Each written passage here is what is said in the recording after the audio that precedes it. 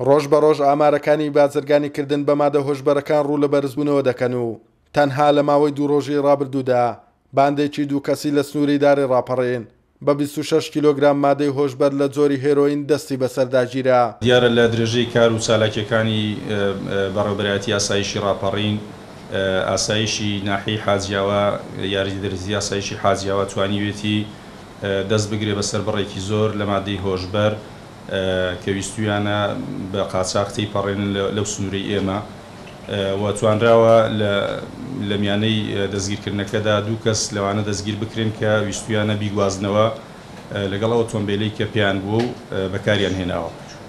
دیارە ئەم بڕەمادەیە مادەی کە یەکەم جارەکە بەو زۆریە لە سنووری ئێمەدا دەستی بەسەردا بگیرێ. کۆمەڵناسێک پێی وایە زیادبوون و بەرزبوونەوەی ئامارەکانی بازرگانیکردن بە مادە هۆشبەرەکان مەترسی گەورە دروست دەکەن لەسەر خێزان بە تایبەتی و کۆمەڵگە بەگشتی. مادە هۆشبەرەکانێکن لەو هۆکارانەی کە بێگومان کاریگەری زۆران لەسەر کۆمەلگاویش بە تێکچوونی شیرازی خێزان بە هۆکاری بنەڕەتی دادرن و لایەکی تریشەوە ئالوودەبوونی کۆمەڵی گەنج یاخود ژمارەیەکی زۆری گەنج پێیانەوە و زەربەیەکی گەورەیە لە ئابووری ئەو تاکانەی کە بەکاربەری مادەی هۆشبەرن و یاخود هەڵوەشانەوەی بە شێوەیەکی گشتی کۆمەلگا لە پاڵ یەکتریدا لەبەرەوەی کە هەم لایانی ئابووری هەم لایانی کۆمەڵایەتی زەرو زیانێکی زۆر دەدا لەو کۆمەلگای کە بەکاربەری مادەی هۆشبەرن و ڕێگە چارەکانی چۆن بتوانین ئێمە ڕوبەڕووی مادە هۆشبەرەکان بینەوە هۆکار زۆرن، بەڵام لە پێش هەمویانەوە بەرزکردنەوەی ئاستی هۆشیاری تاکەکانی کۆمەلگا بە شێوازێک کە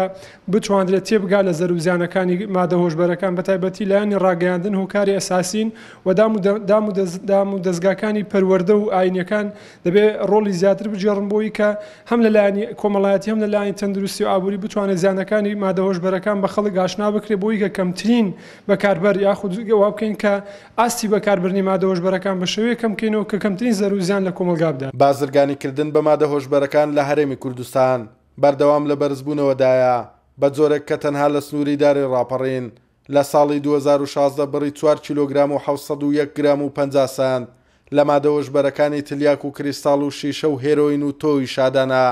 دەستی بەسەرداگیراوە. لە کاتێکدا تەنها لە ماوەی دوو ڕۆژی ڕابردوودا بڕی 26 کیلۆگرام مادەی هۆشبەر لە جۆری هێرۆین دەستی بەسەرداگیراوە و ئەمەش مەترسی گەورەی دروست کردووە